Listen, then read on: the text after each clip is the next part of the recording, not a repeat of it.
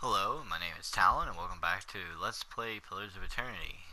Last we left off, Talon, our hero, had uh, noticed a couple of strange figures next to an apparatus. It exploded in a wave of light, knocking him and his companion Kalisha to the ground, knocking them unconscious. When he wakes, he can now see and hear people that aren't there. Kalisha was found dead, and he had to fight his way to Gilded Vale, where Lord Raedric has offered adventurers land if they wish to come. Before we begin, I just wanted to also point out in the last video that yes, I know you could probably hear my son and wife. My son is 3 years old. He's a pain in the butt, and but likes to throw a fit when he doesn't get his way.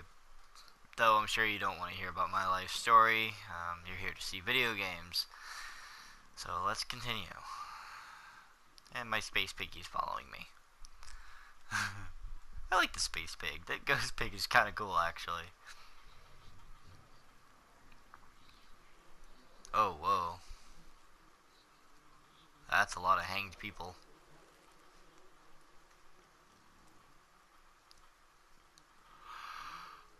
You must be one of the new settlers. Welcome to Gilded Vale. You'll be pleased to know that we've had some recent vacancies here. Do you welcome everyone this way? Are you mad? No wonder this place looks half empty. I feel at home already. I might reconsider your lord's offer. Honestly, coming up to a giant tree that's filled with hanged people, yeah, I think I might reconsider the offer as well. Nonsense. Gilded Vale is a perfectly suitable village for those who respect the Lord's decrees. Besides, you won't find a better offer anywhere else in the Deerwood these days. And you look as if you could use a fresh start. Huh. Okay. Of course, we'll need to make some inquiries first. The inestimable Lord Raedric VII has taken great pains to insulate our town from Widewind's legacy. Have you ever sired a Hollowborn child? What are you talking about? An infant born without a soul, of course. Lord Raedric has made it his first priority to eliminate this scourge from our village. Wow, that's messed up. I don't know if I like Lord Raedric all of a sudden. I should warn you, stranger. Here in Gilded Vale, we have a special place for dissidents, charlatans, and those who would hide a curse in our midst. Okay. Let's see. His lordship's wife is with child and due any day now. Without his approval, I shan't be able to find you a permanent settlement. It will have to wait until after the birth. We can continue our interview then, after the bell tolls from Raedric's hold to signal my lord's new heir. In the meantime, you can find temporary accommodations at the inn just southwest of here.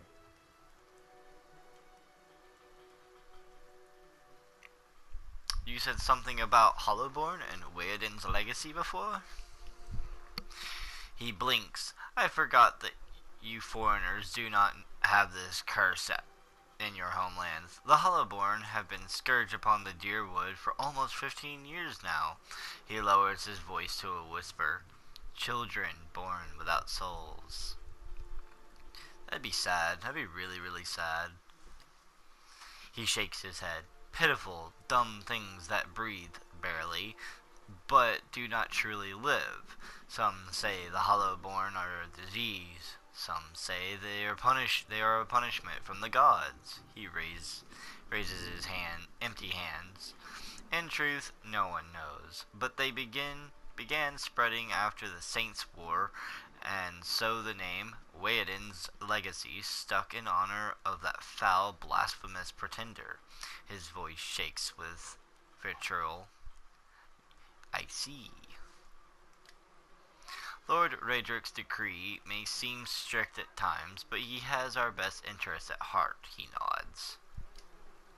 If you have any other questions, don't hesitate to ask. It's important that everyone in Gilded Vale understands our rule. Do I want to tell them about the Buick? I don't think anyone's gonna believe me.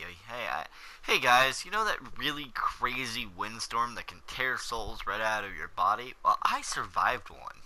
No, you didn't. No one's gonna believe you. I mean, they did. They're probably crazy. Before I got here, I saw several. Even then, they're probably not gonna believe me because they're gonna be like, "Well, why were you in some ruins?" It's a lose-lose situation. Well, before I got here, I saw several people conducting a strange ceremony near some ruins. He regards you carefully. You'll want to mind where you mention that. Trespassing on Iguithan ruins is illegal, not to mention dangerous. You probably saw someone attempting some new ritual to appease the gods. People will try anything these days. Barath have mercy. We certainly have. I don't think so. They just finished. Just as they finished, there was a Buick. No, I'm not gonna tell them about the Buick. Yeah, maybe so.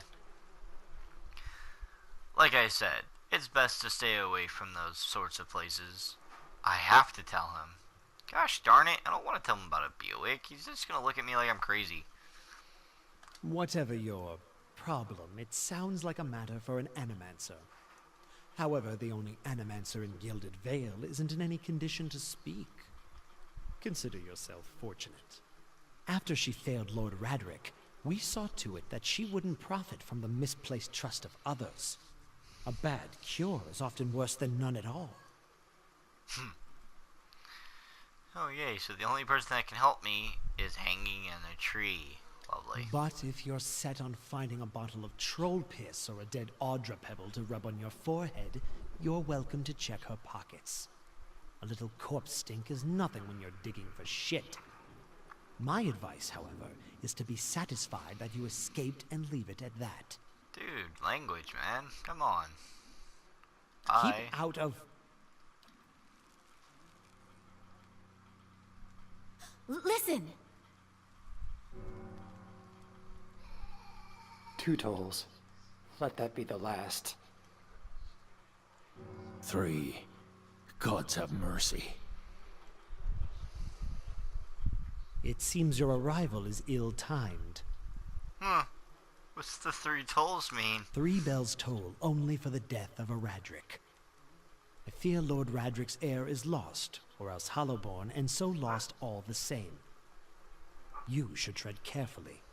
Circumstances have changed a great deal. Really? You're gonna threaten me? Does this affect the Lord's offer to new settlers? Probably. I mean, come on, he just lost an heir. What happened? He shrugs one bony shoulder. I will know more details when the messengers arrive. Yeah, something with the childbirth. Okay. Well, does this affect my offer? I can be sure of nothing right now. I advise you get some rest. The inn, or a stable for all I care. Find me afterwards. I will know more soon enough. Yeah, whatever. I don't like you. Do not like you whatsoever.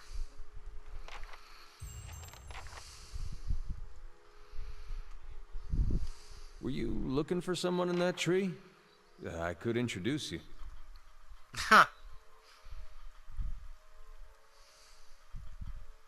Strange way to talk about talking about your dad. He looks up at the tree and breathes out. Half the town's up there now, seems like. Right. No right way to talk about it. I'm looking for someone who can help me feel better. That's just really morbid, once again. He gives an understanding nod as he takes a long drag from his pipe. My condolences. He exhales and turns his attention away, watching the village around him. Well, that sucks. Things are bound to get worse now. Let's keep going this way. A loft. You see 4 people gathered by the door to the end. Their raised voices and chopping gestures suggest an argument reaching its climax. The first figure raises his hands for calm. His face is partially obscured by a hood, but his height and stature suggests an elf. I meant no offense. Let's put this matter to rest over a round, shall we? My treat. Hoping to soothe our pride with a few Adira coppers, eh? We don't need your coin. Well, just listen and see what's going on. One of the other men glares at the hooded elf. His eyes are red from drink, but his gaze is focused. You've got a lot of gall mocking us in our own village. We don't take ill treatment from foreigners, especially not Adrians. Hey, he's one of me. Same kind of Go guy on. I am. Say it again. I'm itching for an excuse. Why, you're itching for the kindling touch of your sister, you cocksfeather! Wait a minute, what the hell happened to his voice? I'll cut that barrel-licking tongue out of your head. This is a misunderstanding. I didn't say whatever it is you think I said. We've nigh quarrel. That's where you're wrong.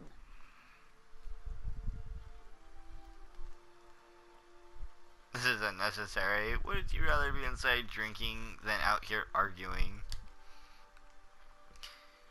We don't take orders from any blazing Adrians. We don't take charity either. They squint at you through red, bleary eyes. It sounds suspiciously like you're defending him. Really?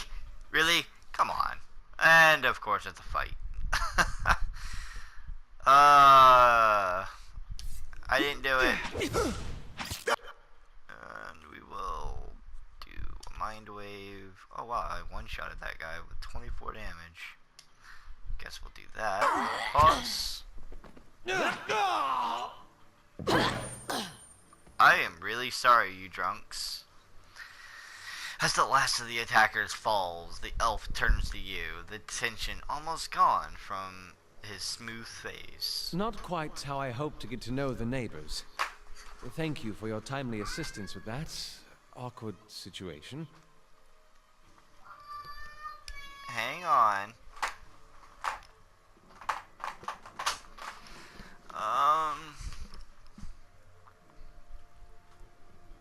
You're welcome. Courtesy is a rare pleasure in these parts, as is the company of a fellow countryman. He straightens his hood, and you note the remains of fraying embroideries on his gloves. His boots are caked with the dirt of many months' travel, but the leatherwork beneath it is sturdy and fine. Well, I suppose introductions are in order after that little fiasco. Aloth Corvisor, at your service. Nice to meet you, Aloth. I'm Talon.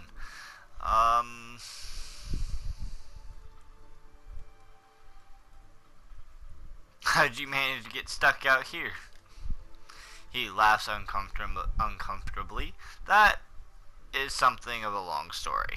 Well, I'm a wizard by training, and an adventurer by necessity. I was born in the Seathwood, part of the mainland of the Adir Empire, and both of my parents served the nobility, which afforded me an education for which I'm grateful. However, there were no open positions in those houses, and so I decided to seek new means in a new land. Oh, sounds like a good idea. And how exactly did you come to be here? I was traveling with a caravan, but we were separated near some ruins. In Gwithan Ruins? Oh, those can be dangerous places during the best of times, which these are not. And half the locals would arrest you for trespassing, and the rest would kill you outright. I'm curious, what exactly did you find there? A Beowick. Why not? You know, I helped you kill 3 drunks. I'll just might as well let you know I'm still drunk. I found a You Beowick. survived? I've heard such a thing was impossible. But it seems you either have a knack for timing or the favor of the gods. Hopefully the latter. I would like the favor of the gods. That way, who knows.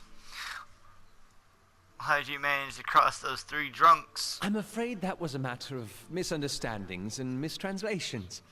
It doesn't help that people in these parts remember their war with Adir like it was yesterday. You did make a rather lewd suggestion regarding one of the aggressors and his own sister. That. He clears his throat and adjusts his sleeves. As I tried to tell them, they misheard me. Happens all too easily after a few pints, and the accent doesn't help. No, I heard the same thing, and I haven't had a drop to drink. For just a moment, he looks as if he's about to say something. His expression brightens with mischief, but before he can speak, he forces a tight smile, biting his lips so hard you expect to see blood. Finally, his face relaxes, and he shakes his head. I should speak more clearly next time. My apologies. Oh, what are you doing in Gilded Vale? An excellent question. I came looking for fresh air and cheap land. Instead, the magistrate gave me directions to the inn and a story about the local lord's expectant wife. But I take it that's a familiar tale. Yeah. And you? I've been experiencing strange things of late. I'm looking for an expert on souls. Indeed. The local lord has searched far and wide for similar specialists. And he has rid himself of them almost as desperately. Huh. That's not really, looking for help if he's getting rid of them.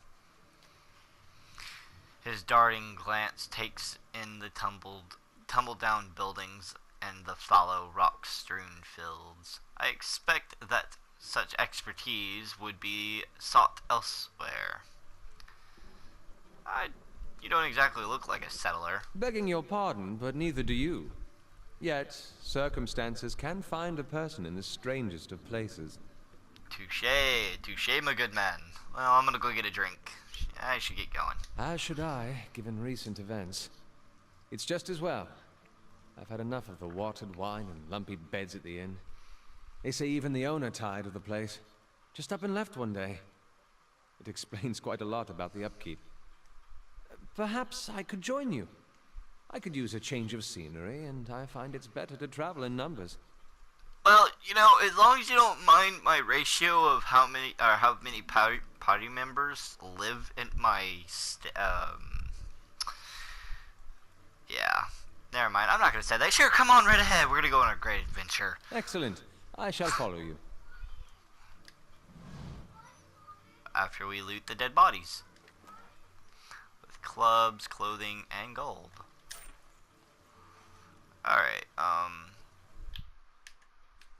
inventory. I do want to actually look at, I don't know how to change, oh, L1, there we go. So you have a scepter, and is that a spell book? It's a grimoire. Cool. Examine. Huh. Very nice. Okay, well he's already got a cape.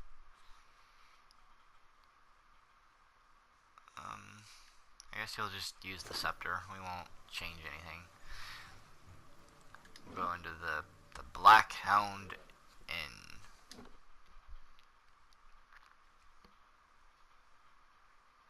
Any weapon that lists the damage type like slash or crush will do whatever damage type is more advantageous.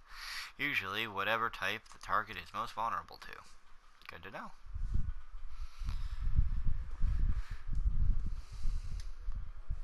Good to see new faces around here. Feels like the village gets smaller by the day. Nice and dry in here. Alright, let's go talk to... How do you do? Pasca. Hello, and welcome to the innkeeper looks up. Oh, it's you! Tinrith told us what you did for him. Such a relief to have him back. I can't thank you enough.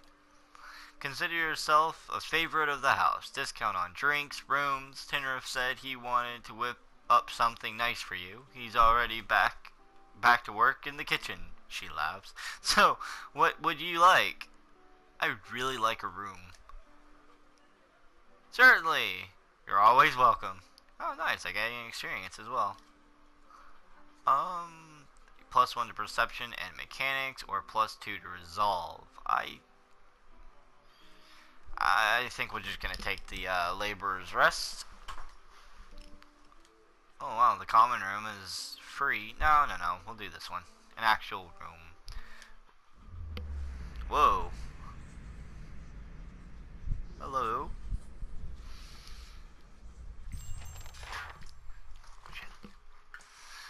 Your sleep is restless and fevered, assaulted by hisses and whispers, blanketed with a suffocating anxiety. You open your eyes to awaken and find yourself in front of the Gilded Vale's gallows tree, the creaking of the ropes growing louder in your mind until the sound is deafening. Hanging from the tree is an old dwarf woman whose face has shriveled inward like moldering fruit. Her head hangs limply to one side. As you look at her, she looms larger and larger in your mind until she is mere inches from your face. Suddenly her head snaps up and her eyes open, and they are empty, and behind them is a vast nothingness that makes your stomach drop. Her mouth slowly parts, and with a gust of rancid air, she speaks a word. Watcha. You jolt awake, the foul smell of the dwarf woman still permeating your nostrils. Sweat runs down your face in thick droplets, and your skin is soaked from head to toe. You remember the woman. You remember seeing her decaying face when you spoke with the magistrate, and he called her an animancer. Though it fills you with a new, queasy apprehension, you feel a strange compulsion to see this woman once more, if only to confirm she is truly dead.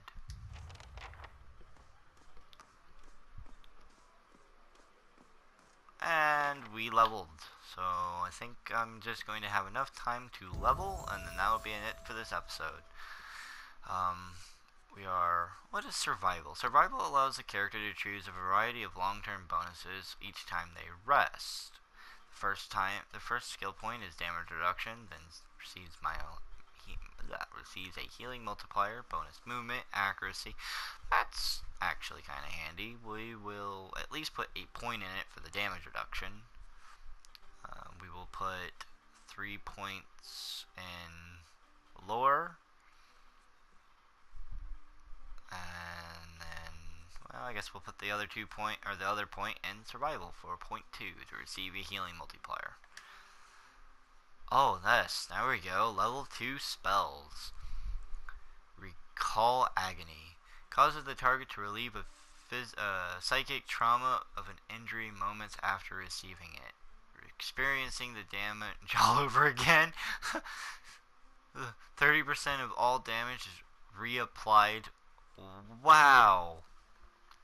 Psycho-Vampiric Shield. The Cypher uses the target's strength of mind against it, stealing a portion of its resolve in order to better deflect incoming damage.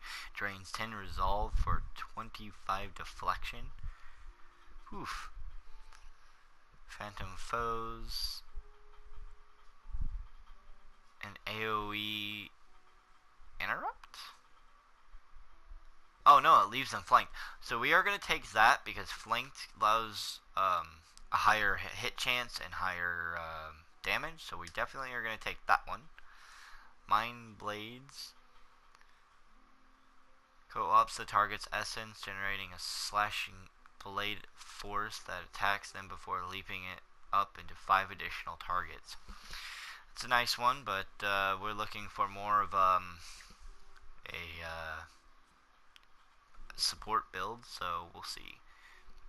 Overwhelms the target's mental ability to communicate with its own body, paralyzing it and causing its soul to emit a shockwave that leaves nearby enemies stuck. So it paralyzes the target and it makes the other one stuck.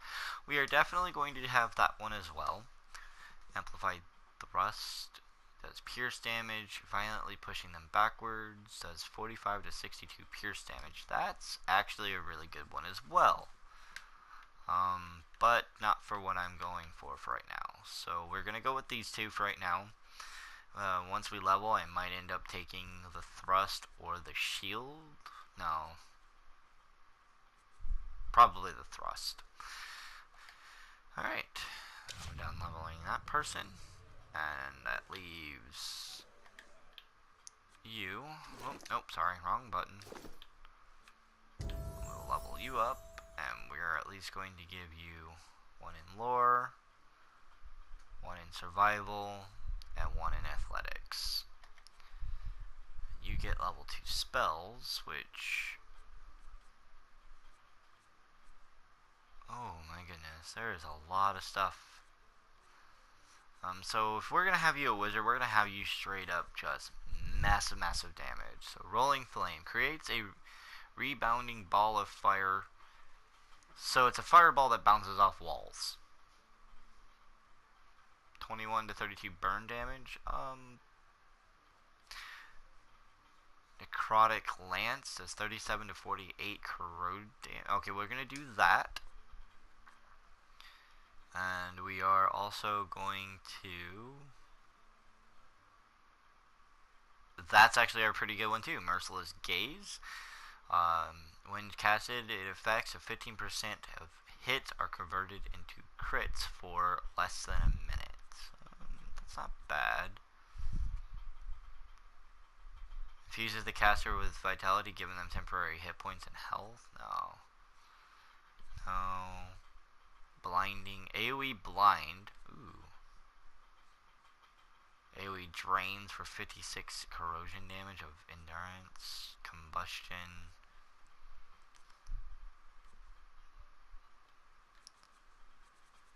Okay, so we're going to do Rolling Flames and Necrotic Lance. We'll do that at least. And there we go. Well, our adventurers are rested. They gained new powers, and they are in the Blackhound Inn for the time. We are going to take a break here, and that's all the time I have, and hope to see you in the next episode. Thank you, and see you.